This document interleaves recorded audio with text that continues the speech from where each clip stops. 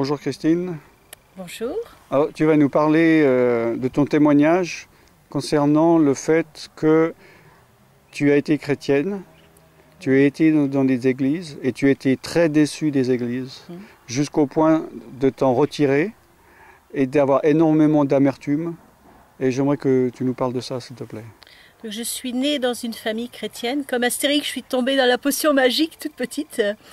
Mais c'est pas parce qu'on tombe dans la potion magique qu'on devient chrétien. Il m'a fallu des expériences, il m'a fallu connaître Dieu. Oui. Parce que la foi de mes parents, c'était une chose, mais moi, je ne vivais qu'à travers la foi de mes parents. Il m'a fallu un grave accident de voiture pour rencontrer Dieu, savoir qui il était et qui il était pour moi dans ma vie. Je l'ai rencontré, mais l'Église par elle-même, j'ai toujours eu beaucoup de mal à m'y inclure parce que je m'étais fait une idée des pasteurs, une idée de l'Église qui n'était pas celle que moi je voyais. J'avais idéalisé l'Église.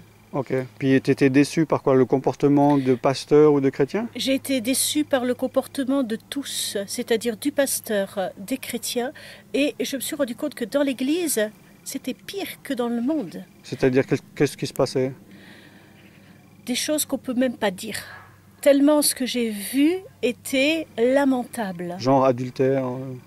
La totale. D'accord. Et ça m'a tellement blessée que je me suis dit, mais si c'est pour être comme eux, j'ai rien à faire avec eux. Donc je suis partie de l'église en croyant en Dieu. Pour moi, Dieu, il était vrai, il avait agi dans ma vie. Si je marche, c'est un effet de sa grâce. Mais aller dans l'église, un endroit où j'avais été meurtrie, où il s'est passé des choses qui sont innommables, que ailleurs c'était condamné, là c'était beau, tout le monde il était beau, tout le monde il était gentil et on couvrait le péché. Je ne voulais plus aller dans ces églises. Et pour moi, c'était pas un endroit où je pouvais avoir la joie, mais c'était un endroit de souffrance. Donc je suis restée des années sans aller à l'église, coupée de l'église, où quand j'avais besoin de me ressourcer un petit peu, j'y allais une fois que les chants étaient commencés et je partais juste avant la prière finale pour n'avoir de contact avec personne. Comme ça, je n'avais pas de contact, je n'étais pas blessée et je venais entendre la parole de Dieu. Puis, qu'est-ce qui a fait ou comment est-ce que tu es revenu à l'église? Comment est-ce que tu as réussi à passer par-dessus cette souffrance ou cette blessure? Il y avait un vide intérieur parce que on peut aimer Dieu, on peut vivre sa foi, mais si on n'a pas le contact avec les frères et sœurs, il y a quelque chose qui manque. C'est comme un mur où il manque des briques. Et le mur, il est fragilisé. Je sentais qu'il me manquait quelque chose, mais je ne savais même pas l'exprimer. C'est mon mari surtout qui m'a aidé à pouvoir verbaliser ce qui n'allait pas et de me montrer que j'avais besoin d'aller à l'église et j'avais besoin surtout du contact avec les frères et sœurs. Ce qui me faisait le plus peur parce que j'avais peur d'avoir mal. D'être déçu de nouveau. Voilà.